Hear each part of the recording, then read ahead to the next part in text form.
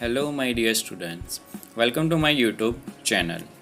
Today we are going to discuss MCQ for Reactive Power and Voltage Control PSOC subject.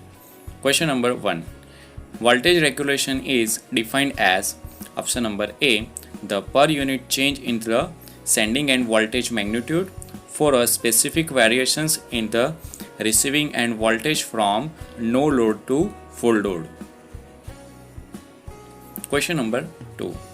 The change in real power P produces little effect on receiving end voltage because the voltage drop associated with this change is in quadrature with reference voltage. So our answer is option number B. Now question number 3. The change in reactive power Q produces large effect on receiving end voltage because the voltage drop associated with this change is in phase with reference voltage. So our answer is option number A. Now question number 4.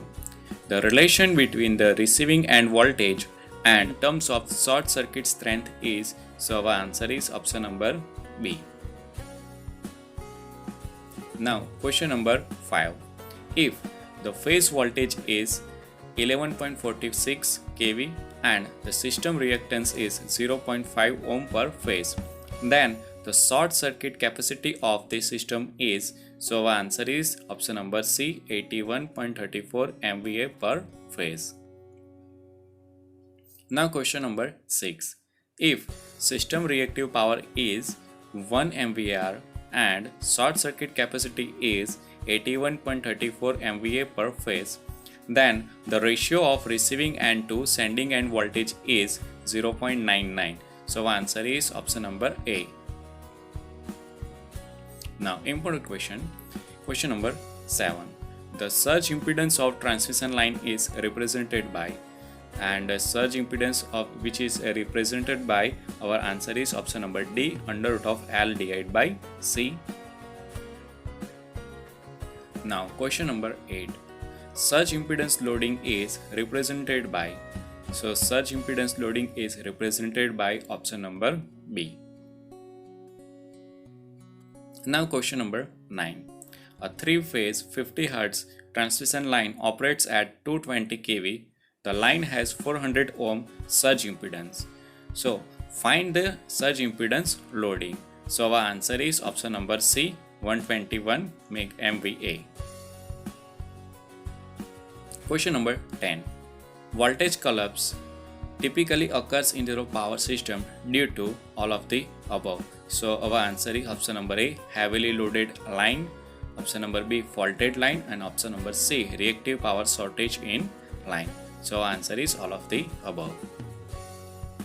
Now question number 11. Power system stability means, both A and B. Now question number 12. Which of the following is the short-term stability in a generator-driven system? So our answer is rotor angle stability, option number A. Now question number 13.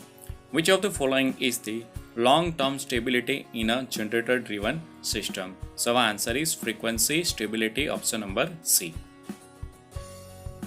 Question number 14. Which of the following is the short-term stability in a load-driven system? So our answer is short-term voltage stability, option number B. Question number 15. Which of the following is the long-term stability in a load-driven system? So our answer is option number D, long-term voltage stability. Now 16 number. The time scale of transient voltage stability due to static wire compensator is 1 second, option number A. Now question number 17. The time scale of transient voltage stability due to OLTC operation is 2 minutes, option number B. Question number 18. The expressions of critical receiving end voltage is option number C. Important question, 19 number.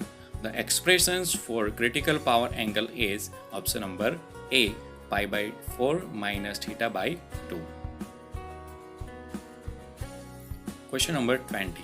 Which of the following methods are used for reactive or voltage compensation? So our answer is all of the above, that means A, B and C also. Now question number 21. The operation of OLTC does. So what is the full form of OLTC? OLTC that means on load tap changer. So the operation of OLTC does not improve voltage stability, option number B. Now 22 number. The operation of OLTC improves the voltage stability if the reactive power status at load bus improves. So our answer is option number A. Now question number 23. Line compensations improves power system operations by all of the above, that means A, B and C also. Question number 24. In series line compensation, the degree of compensation is usually in the range of 0.3 to 0.8, option number A. Now question number 25.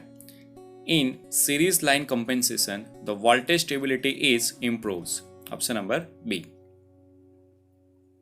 Now question number 26. In shunt line compensations, the magnitude of critical receiving end voltage and critical power angle is improved. Question number 27.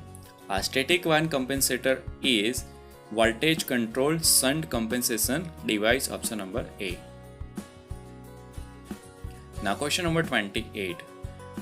Types of static var compensators are, so our answer is FCTCR and TSC-TCR, that means our answer is option number C, both A and B.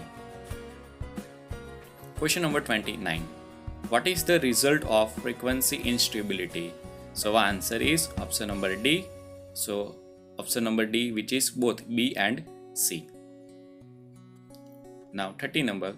What is the main cause of voltage instability? So our answer is option number C, loads. Now question number 31. The critical clearing time of fault is power system is related to transient stability limit. So our answer is option number D. Question number 32. The transient stability limit of a power system can be appreciably increased by introducing series capacitance, option number C. And question number 33. Steady state stability of power system is improved by, so it can be improved by using double circuit line instead of single circuit line.